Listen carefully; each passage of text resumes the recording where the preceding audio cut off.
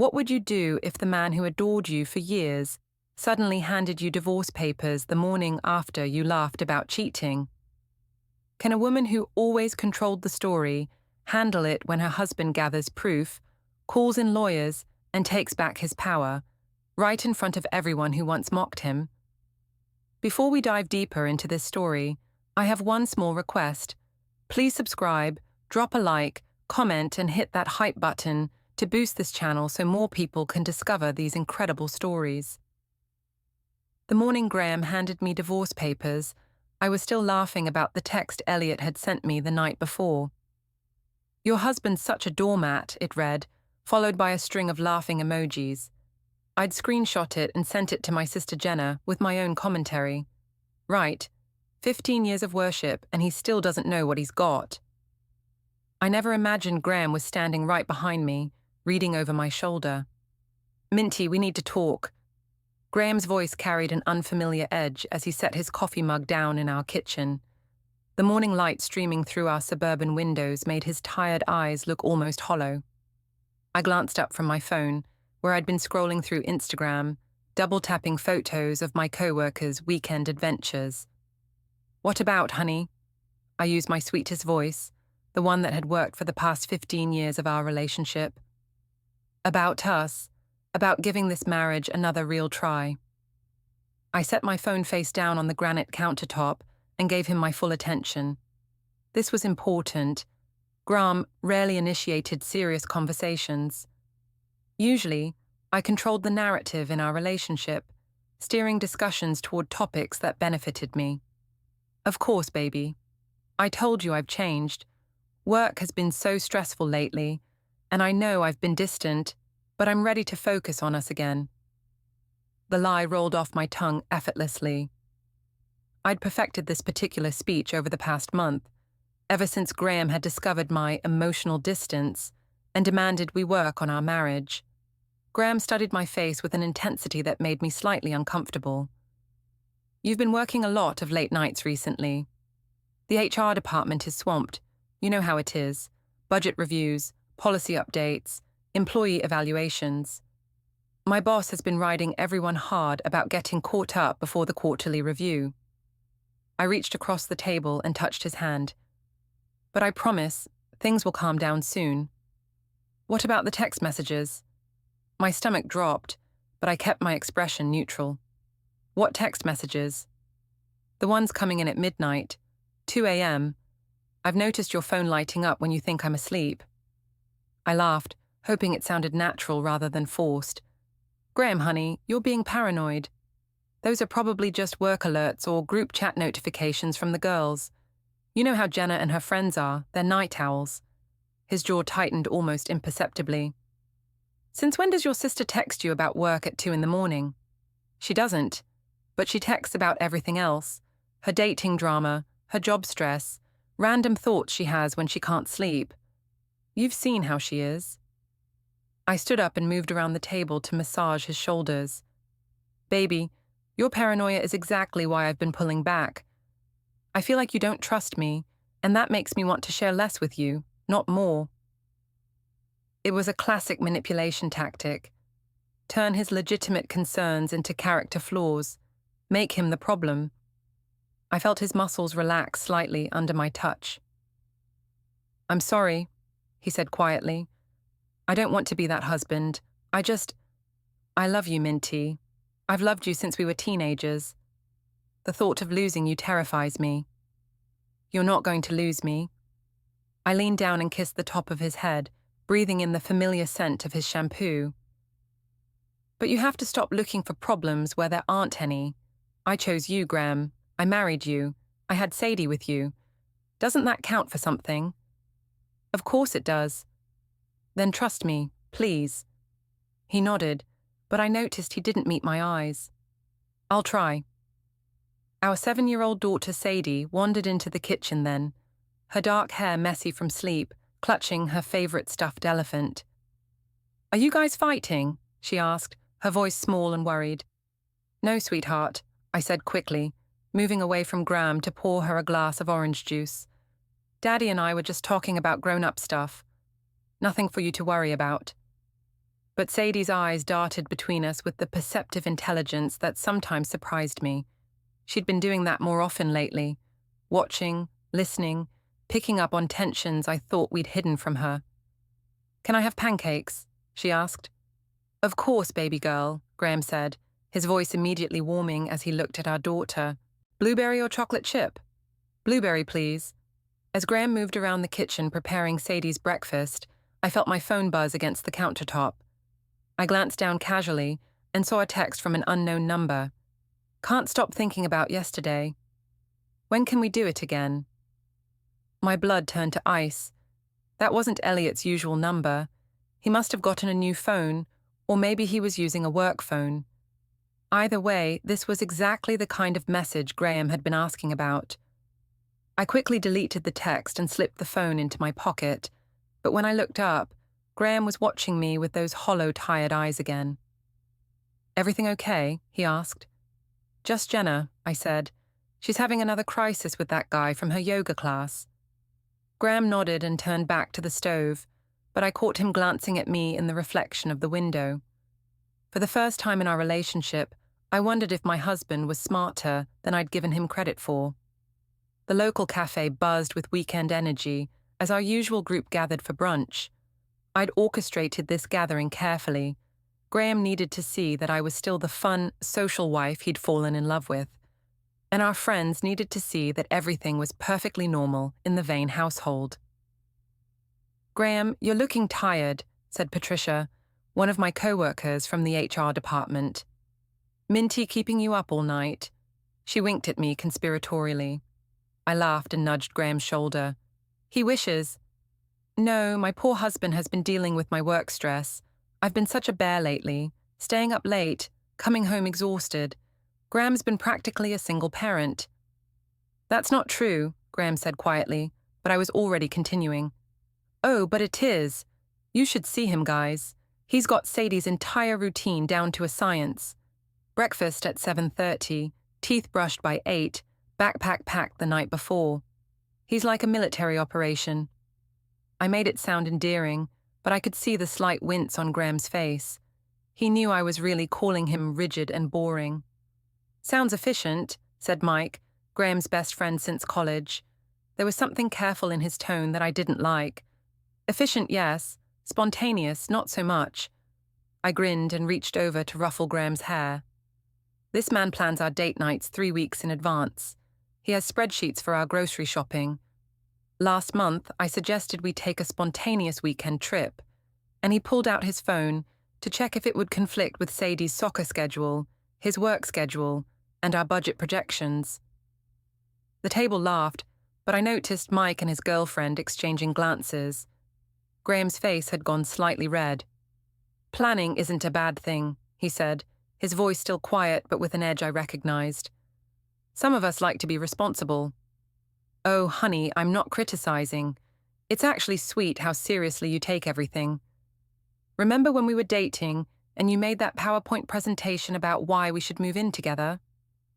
More laughter from the table, but this time it felt forced. Graham's jaw was tight. "That presentation included a budget breakdown and a timeline for our relationship goals," he said. "It helped us buy our house 2 years earlier than most couples our age."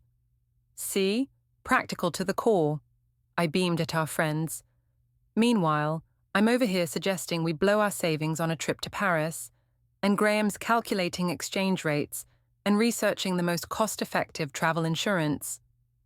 My phone buzzed. I glanced down and saw a text from Elliot. "You look gorgeous today. That dress is driving me crazy." I quickly angled my phone away from Graham and typed back, "Behave yourself. I'm with the husband." "Speaking of Paris," Patricia said, "didn't you and Elliot from accounting go to that French restaurant downtown last week? The pictures on Instagram looked amazing." I felt Graham stiffen beside me. "That was a work lunch," I said quickly.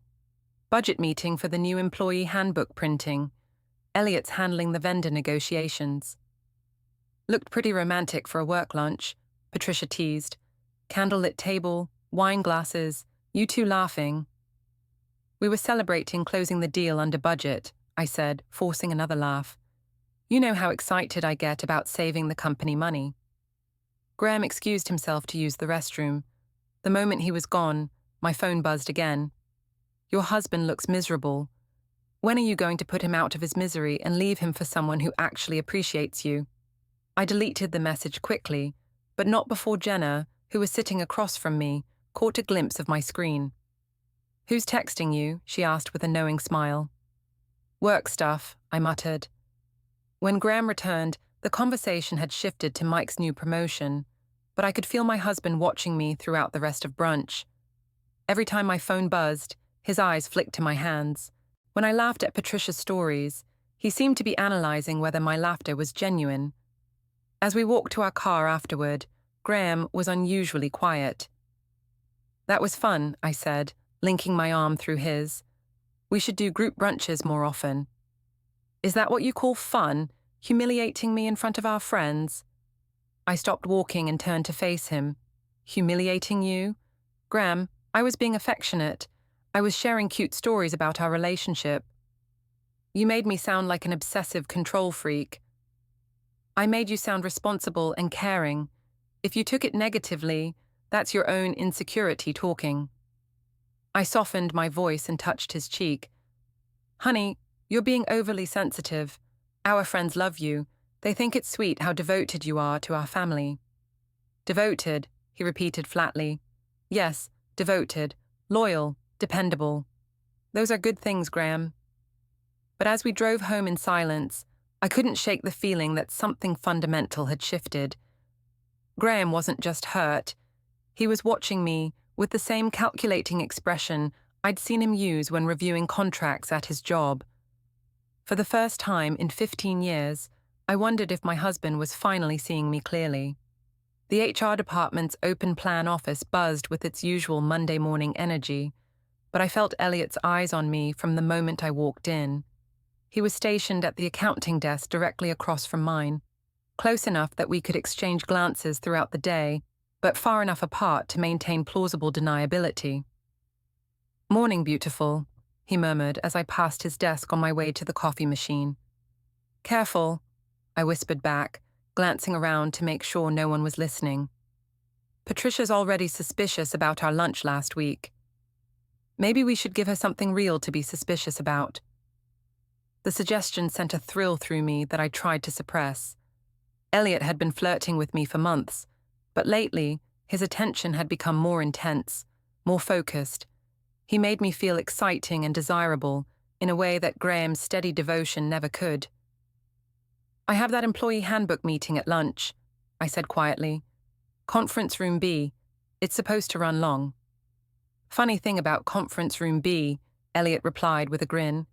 The lock on that door has been broken for weeks. By noon, I was texting Graham. Stuck in budget meetings all afternoon. Don't wait up for dinner. I'll grab something here and work late to catch up. His response came back immediately. Again? This is the third time this week. I know, baby. I'm sorry. This promotion is so important for our future. Just a few more weeks and things will calm down. What promotion? I stared at my phone. Had I not mentioned a promotion before? I'd been juggling so many stories lately that I was losing track of my own lies. The senior HR coordinator position. I told you about it last month, remember? It would mean a 15% salary increase. I don't remember you mentioning any promotion, Minty. We were in the kitchen. You were helping Sadie with her math homework. You probably weren't paying attention. I added a sad face emoji. This is exactly what I mean about feeling unsupported lately. There was a long pause before he responded. I'm sorry, you're right. Good luck with your meeting. I felt a familiar satisfaction at successfully turning his suspicion into guilt.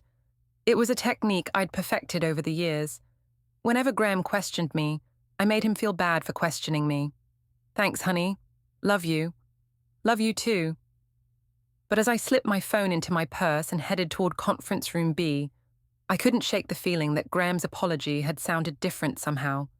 Less genuine. More strategic. The afternoon with Elliot was intoxicating. He listened to me complain about Graham's boring predictability, his lack of ambition, his suffocating devotion. Elliot understood that I needed excitement, adventure, passion, things that my husband had never been able to provide. "You deserve so much more than what you're getting at home," Elliot said, his fingers tracing patterns on my arm as we sat in the empty conference room. "You're vibrant and exciting and beautiful. Graham doesn't appreciate what he has." "He thinks he does," I said, "but his idea of romance is planning date nights 3 weeks in advance and making reservations at the same restaurant we've been going to for 5 years." "When's the last time he surprised you?" I thought about it. I honestly can't remember. Everything with Graham is scheduled and predictable. Even our conversations follow the same patterns.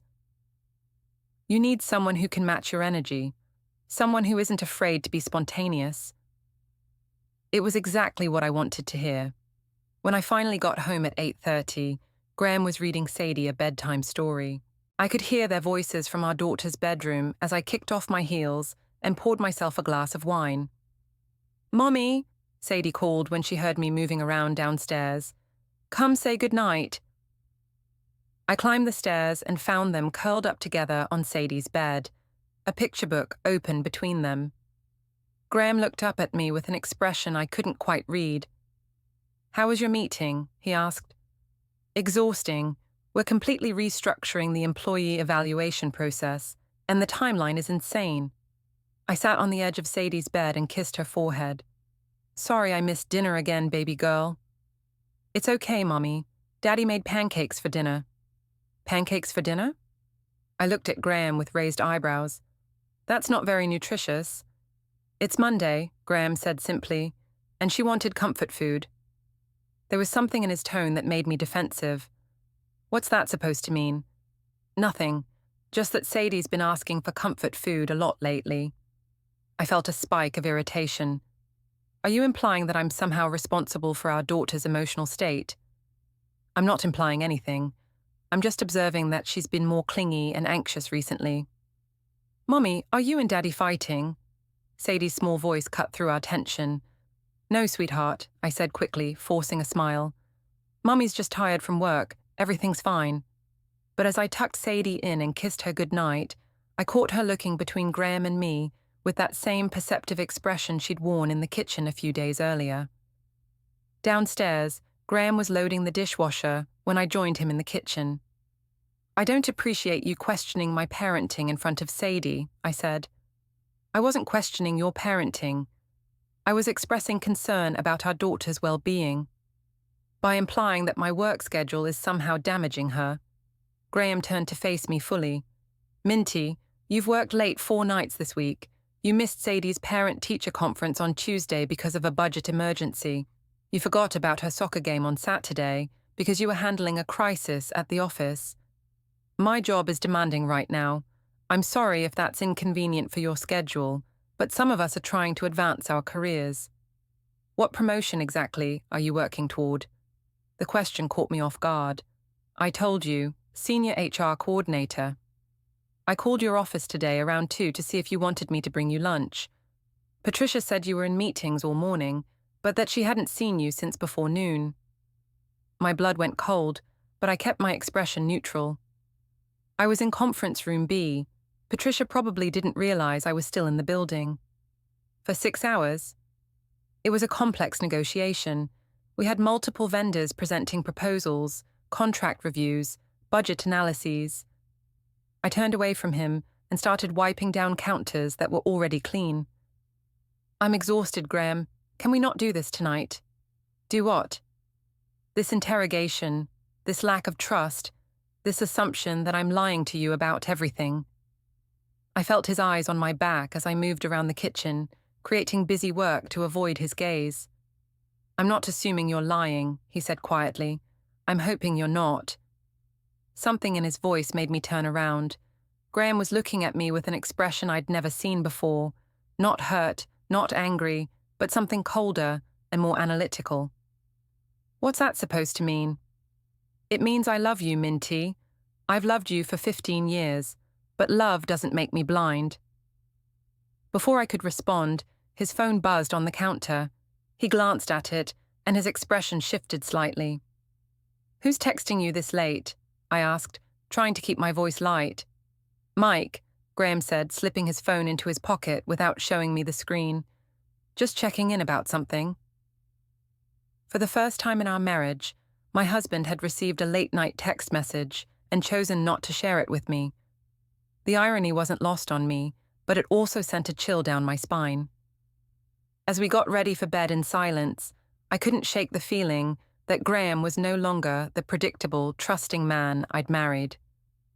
Something had changed in him, and I wasn't sure I liked the direction it was heading.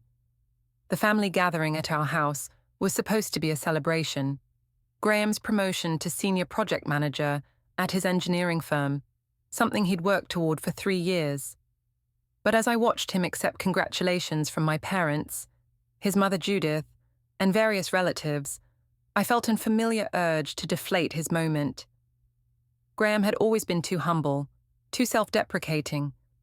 Someone needed to keep his ego in check, and after 15 years together, that responsibility had naturally fallen to me. "Speech, speech," called my father George, raising his beer bottle in Graham's direction.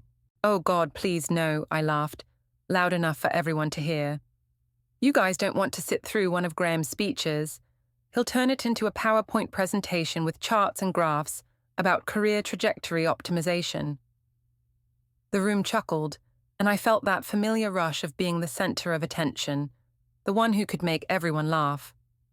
"Come on, Minty," said my sister Jenna. "Let the man have his moment." "I am, but you don't know what you're asking for. Last month, Graham gave me a 15-minute presentation about why we should switch cable providers. He had comparison charts, cost-benefit analyses, and a timeline for implementation. I grinned at Graham, who was standing near the fireplace looking increasingly uncomfortable. I fell asleep halfway through, and when I woke up, he was still talking about bundling packages. More laughter, but I noticed Mike and his girlfriend had stopped smiling. Graham's mother, Judith, was looking at me with obvious disapproval. "The cable presentation saved us $40 a month," Graham said quietly. "See?" I gestured toward him dramatically. "Even now he's defending the cable presentation. This is what I live with, people. My husband approaches romance with the same methodology he uses for project management." "Minty," Graham's voice carried a warning I chose to ignore. "Oh, come on, honey. They think it's funny." I turned back to our audience. "You should see how he proposed."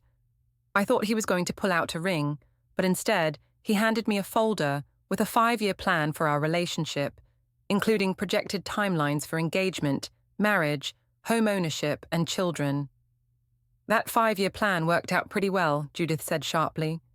"You have a beautiful home, a stable marriage, and a wonderful daughter." "Of course it worked out. Graham's very thorough, but you have to admit, it wasn't exactly romantic." I moved closer to Graham and patted his shoulder condescendingly. "My husband's idea of spontaneity is changing our dinner reservations from 7 o'clock to 7:15. The laughter was becoming more forced now, but I was on a roll. Last week, I suggested we take a spontaneous weekend trip. Graham's response was to open his laptop and create a spreadsheet comparing hotel prices, gas costs, and local attractions. By the time he finished his research, I'd lost interest in going anywhere. "Maybe because you were too busy with your work meetings," Graham said, and there was something in his tone that made me pause. "What's that supposed to mean?" "Nothing, just that you've been very focused on work lately. Lots of late nights, weekend meetings, urgent projects that require your immediate attention." I felt the room's attention shift slightly, and I didn't like the direction this conversation was heading. My job is demanding right now. Some of us are trying to advance our careers instead of settling for comfortable mediocrity. The words came out harsher than I'd intended, and I immediately saw the impact on Graham's face. The room went quiet. "Comfortable mediocrity?" Judith's voice was ice cold. "Graham just received the promotion he's worked toward for 3 years. He's being recognized for his dedication and competence." "Of course, and I'm proud of him," I said quickly, realizing I'd gone too far. I just meant that Graham's always been content with stability over excitement. There's nothing wrong with stability, my father said, but his tone was thoughtful rather than supportive. Stability is what builds families and communities. I'm not criticizing stability. I forced another laugh, trying to recapture the light mood. I'm just saying that life with Graham is very predictable. He's like a Swiss watch, reliable, precise, and exactly the same every day. Mummy, why are you being mean to Daddy? Sadie's small voice cut through the adult conversation like a knife. She was standing in the doorway between the kitchen and living room, still in her pajamas, supposed to be in bed, but obviously listening to everything. The room went completely silent. I'm not being mean, sweetheart, I said, my voice immediately softening. Mommy and Daddy were just talking with the grown-ups. But you were laughing at him. Everyone was laughing at Daddy, and he looked sad. I glanced at Graham and saw that Sadie was right. He did look sad. More than sad. He looked hurt and humiliated and something else I couldn't quite identify. Sometimes grown-ups tease each other in ways that might sound mean to kids, but it's just how we show affection, I explained. That's not how Daddy shows affection to you, Sadie said with the brutal honesty of a 7-year-old. Daddy says nice things about you. He tells people you're smart and pretty and funny. You were saying not nice things about him. The silence that followed was deafening. I felt every pair of eyes in the room judging me, and for the first time that evening, I was speechless. Sadie's right, Judith said finally. Graham never speaks about you with anything but love and respect. Perhaps you could show him the same courtesy. I think maybe it's time for us to head home, Jenna said quietly, standing up and gathering her purse. No, don't leave because of this, I protested. I was just being playful. Graham knows I don't mean anything by it. But people were already starting to move, making excuses about early mornings and long drives. Within 10 minutes, our house had emptied, except for Judith, who was helping Graham clean up in the kitchen while I put Sadie back to bed. I'm sorry the grown-ups were being loud, I told Sadie as I tucked her in. Are you and Daddy going to get divorced? She asked, her dark eyes wide with worry. What? No, sweetheart. Why would you ask that? Because Emma's parents got divorced, and before they did, her mum used to say mean things about her dad in front of people. Emma said it made her dad really sad, and then one day, he moved to a different house. My chest tightened. Daddy and I are not getting divorced. We're just going through a stressful time with work and grown-up stuff. But we love each other, and we love you, and our family is going to be fine. Promise? I promise. But as I said the words, I realized I wasn't sure I believed them anymore. When I came back downstairs, Judith was putting on her coat while Graham loaded the dishwasher. Thank you for dinner, Minty, Judith said formally. Graham, congratulations again on your promotion. You've worked very hard for this recognition. After she left, Graham and I finished cleaning in silence. It wasn't until we were turning off the lights and heading upstairs that he finally spoke. That was humiliating. Graham, I'm sorry. I didn't mean to hurt your feelings. I was just trying to be entertaining. Entertaining. He repeated the word like it tasted bitter. Is that what our marriage is to you? Entertainment for other people? Of course not, but you know how these family gatherings get. Everyone's making small talk and trying to be interesting. I was just sharing funny stories about our relationship. Those weren't funny stories, Minty. They were character assassinations disguised as affection. I felt my defenses rising. That's a dramatic interpretation of some harmless teasing. Harmless? Graham turned to face me fully. You made me sound like an obsessive control freak in front of our families. You mocked my proposal, my career, my personality, my approach to our relationship. And when our 7-year-old daughter called you out for being cruel, you tried to gaslight her into thinking that cruelty was actually affection. I was not cruel, and I wasn't gaslighting anyone. Then what would you call it? I stared at him, searching for words that would make this his fault instead of mine. But for once, my usual manipulation tactics felt inadequate. I call it being honest about who you are, I said finally. You are methodical and predictable, and sometimes obsessive about planning. Those aren't necessarily bad things, but they're true things. If you don't like hearing them, maybe you should work on changing them instead of attacking me for pointing them out. Graham looked at me for a long moment, and again I saw that cold, analytical expression that had been appearing more frequently lately. You're right, he said quietly. I should work on changing things. Something in his tone made me uneasy, but before I could ask what he meant, he'd headed upstairs to bed, leaving me alone in our kitchen with the uncomfortable feeling that I'd just won a battle but lost something much more important. Mike's advice echoed in Graham's mind as he sat in the law office on Tuesday afternoon. Document everything, get evidence, protect yourself and Sadie. The lawyer, a sharp-eyed woman named Catherine Morrison, reviewed the notes Graham had been keeping for the past 2 weeks. You've been thorough, she said approvingly. Bank statements, phone records, timeline discrepancies, witness statements. This is exactly the kind of documentation we need. Graham felt sick as he looked at the evidence spread across Catherine's desk. 3 weeks ago, he'd still been hoping he was wrong about Minty's affair. Now, the proof was undeniable.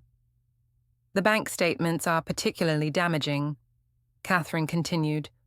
Hotel charges on days when she claimed to be working late, restaurant bills for 2 when she said she was in solo meetings, purchases at stores she's never mentioned visiting.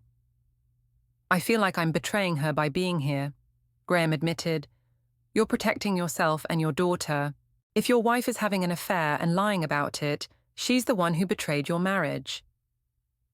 Meanwhile, across town, I was having lunch with Elliot at the same restaurant where we'd been photographed 3 weeks earlier. I'd grown careless lately, intoxicated by the thrill of the affair, and confident that Graham's suspicions had been successfully deflected.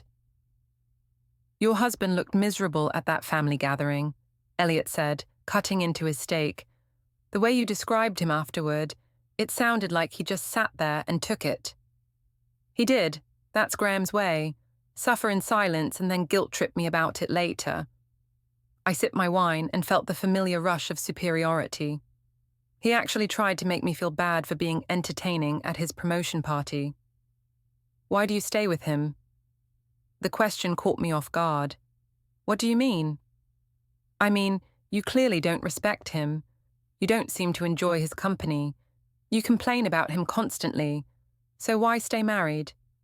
I thought about it as I picked at my salad. Stability, I guess. Sadie, the house, our life together. That's not really an answer. It's complicated, Elliot. Graham and I have history. He's been devoted to me since we were teenagers. He's a good father, a reliable provider, a safe choice. Safe and boring. Safe and boring, I agreed. What I didn't tell Elliot was that Graham's devotion had always been intoxicating to me. Having someone love me that completely, that unconditionally, fed something deep in my ego. Even when I found him boring or predictable, I'd never questioned his absolute commitment to our marriage. But lately, something had changed in Graham's behavior. He was still polite, still responsible, still devoted to Sadie, but his attention to me had shifted. He no longer hung on my every word or sought my approval for decisions. When I told him stories about my day, he listened with a distracted air, as if he was thinking about something else entirely. When are you going to leave him? Elliot asked. I'm not leaving him. This is just fun, an escape from the routine. Elliot's expression darkened. So I'm just your entertainment? That's not what I meant. It's exactly what you meant. You want to have your cake and eat it too. Keep the stable husband and house and family life, but sneak around with me when you're bored. Elliot, please don't make this complicated. It's already complicated, Minty. I'm sleeping with a married woman. I'm lying to our co-workers. I'm helping you deceive your husband and daughter. How much more complicated can it get? I reached across the table and touched his hand. I care about you. You know that. But you're not going to leave Graham. I don't know. Maybe someday. But not right now. Sadie's still young, and Graham's just gotten this promotion, and the timing is all wrong. Elliot pulled his hand away. The timing will always be wrong, Minty. You're never going to leave him because you like having both of us. You like the security he provides and the excitement I provide. That's not fair, isn't it? That evening, I came home to find Graham in his study, laptop open, papers spread across his desk. He looked up when I entered, and I saw him quickly minimize whatever he'd been working on. "What are you doing?" I asked. "Just catching up on some project documentation." "This late? It's almost 9 o'clock. I had some things to finish up." I moved closer to his desk and noticed several manila folders I didn't recognize. "What are those?" "Work files." But as Graham gathered the papers and slipped them into a drawer, I caught a glimpse of what looked like bank statements and printed emails. My stomach clenched. "Graham, what's really going on?" He looked at me with that same analytical expression I'd been seeing more frequently. "What do you mean?" "You've been acting strange lately, secretive, different." "Different how?" "I don't know, more distant, less attentive." Graham leaned back in his chair and studied my face. "I've been thinking a lot about our marriage lately, about what I want from life, about whether what we have is really working." My blood went cold. "What's that supposed to mean?" "It means I'm tired of being taken for granted, Minty. I'm tired of being the reliable, boring husband who gets mocked in front of our families and friends. I'm tired of feeling like I'm the only one in this marriage who's actually committed to making it work." "You're not the only one committed to our marriage." "Aren't I?" The question hung between us, loaded with implications I wasn't ready to face. "Graham, if this is about the other night at the party, I apologized for that. I didn't mean to hurt your feelings." "This isn't about one night, Minty. This is about a pattern of disrespect, dishonesty, and taking me for granted." "Dishonesty?" My voice came out higher than I intended. "Where were you today between noon and 3? "At work. Why?" "I called your office at 2:30. Patricia said you'd left for lunch at 11:30 and hadn't come back yet." I felt the walls closing in, but I forced myself to stay calm. "I had a lunch meeting with a vendor that ran long. Patricia probably didn't realize I was still conducting business." "What vendor?" "The printing company, for the employee handbook project." Graham nodded slowly, but his expression didn't change. "The same project you've been working on with Elliot from accounting?" "Yes." "And this lunch meeting required 4 hours?" "It was a complex negotiation. We had to review multiple proposals, discuss timelines, negotiate pricing." I could hear myself talking too fast, providing too many details. "Why are you interrogating me about my work schedule?" "Because your work schedule doesn't add up, Minty. Because you're working late 4 nights a week, but never seem to have anything concrete to show for it. Because you're having lunch meetings that last for hours, but can't provide specific details about what was discussed." "Are you accusing me of lying?" "I'm asking you to tell me the truth." We stared at each other across his desk, and I realized that something fundamental had shifted in our relationship. Graham was no longer the trusting, devoted husband who accepted my explanations without question. He was investigating me, gathering evidence, preparing for something I wasn't ready to confront. "The truth is that I'm working hard to advance my career," I said finally. "The truth is that I'm trying to build a better future for our family. And the truth is that instead of supporting me, you're treating me like a criminal." Graham closed his laptop and stood up. "I think we should get some marriage counseling." "What?" "Professional help. Someone who can help us communicate better and work through these trust issues." "I don't need counseling, Graham. I need a husband who believes in me." "I want to believe in you, Minty, but belief requires trust, and trust requires honesty." He walked past me toward the door, then paused. "I love you," he said quietly. "I've loved you for 15 years. But love isn't enough to sustain a marriage built on lies." After he left the room, I sat down at his desk and tried to process what had just happened. Graham had never spoken to me like that before, with such quiet certainty, such controlled determination. For the first time in our relationship, I wondered if I was losing control of the narrative. And for the first time in 15 years, I wasn't sure that Graham's love for me would be enough to keep our marriage intact. I laughed, actually laughed, when he said divorce papers. The same nervous giggle I used when he once asked if I was sure nothing was going on. Then I saw the banker's box. Catherine opened it like a magician revealing the final trick. Out came color-coded folders, each one labeled in Graham's neat engineer handwriting. Hotels, texts, photos, Sadie, school notes, Minty's greatest hits. That last one actually made me flinch. I tried the usual script. You're overreacting. He didn't blink. I tried tears. Think of Sadie. He slid a single sheet across the table, a drawing Sadie had done in therapy, 2 stick figures, a big sad daddy and a tiny girl holding his hand, and one tiny mummy far away with a red X over her face. I tried anger. You had no right to go through my phone, Catherine smiled politely. We didn't. You left it unlocked on the kitchen island the night you passed out after book club. Find my iPhone and your iCloud password, Sadie 2007, did the rest. My legs gave out. I sat on the rug like a child.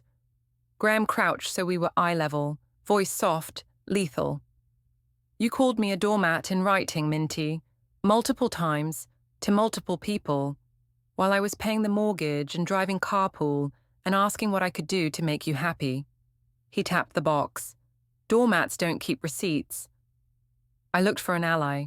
Judith stared back with the same expression she once used when I forgot to thaw the Thanksgiving turkey. Mike just shook his head. Graham stood.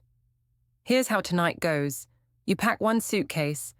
You leave your keys and garage opener on the counter. The locks change at 9 a.m. You'll get supervised visits starting Saturday. Fight me, and every friend you ever laughed with about poor, predictable Graham gets a subpoena. I found my voice small and cracked. I'm her mother. You're the woman who taught her that love means lying until you get caught, he said. I'm fixing that. Catherine placed the pen on the signature line like she'd done this 100 times. I looked at the man I'd mocked for 8 years, quiet, patient Graham, who apologized when I was late, who still wrote me stupid love notes on Post-its, and realized he wasn't shaking. I signed. He didn't watch. He was already turning to Judith. Can you help Sadie finish her packing? She wants her purple socks tomorrow. As I walked out with my single rolling suitcase, I heard my daughter's voice from upstairs. Daddy, is Mummy still coming to my play?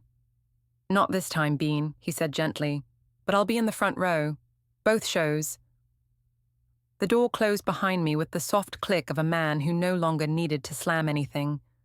I stood on the porch of the house I used to run, listening to my family continue without me. Cold, quiet, final. The doormat had learned to lock the door. I started to cry the way people do when they finally understand the trap has already sprung. You can't take her from me. She needs her mother. She needs stability, he said. She needs to stop waking up crying because she heard you sneaking in at dawn. She needs one parent who isn't performing a 15-year con. I sank onto the couch. The same couch where he used to rest his head in my lap while we watched old movies. It felt cold now. I loved you, I whispered. You loved having me love you, he corrected. There's a difference. It just took me a decade and a half to notice. Catherine placed the pen on top of the papers. 30 days to respond. After that, we file unilaterally. Judith spoke for the first time. Pack a bag, Minty. Just what you need for tonight. The locks change tomorrow. I looked up at Graham, searching for the boy who used to wait outside my dorm with coffee and stupid jokes. He was gone. In his place stood a man who had quietly, thoroughly, and permanently outplayed me. 6 months later, I sit in a beige apartment that smells like someone else's cooking, waiting for the supervisor to bring Sadie for her 4-hour visit. Graham has primary custody, the house, And a new girlfriend who bakes banana bread and never calls him safe like it's an insult. Elliot ghosted the day the papers hit his wife's lawyer. Last I heard, he's dating a 27-year-old who thinks commitment is a yoga class package. At Sadie's 8th birthday, I stood at the edge of the yard, holding the gift I wasn't allowed to hand her myself, watching Graham lift her so she could blow out the candles while everyone sang. He looked lighter, happy in a way I never let him be. I finally understood. For 15 years, I kept him on a leash I mistook for love. He didn't break the leash. He just stopped following.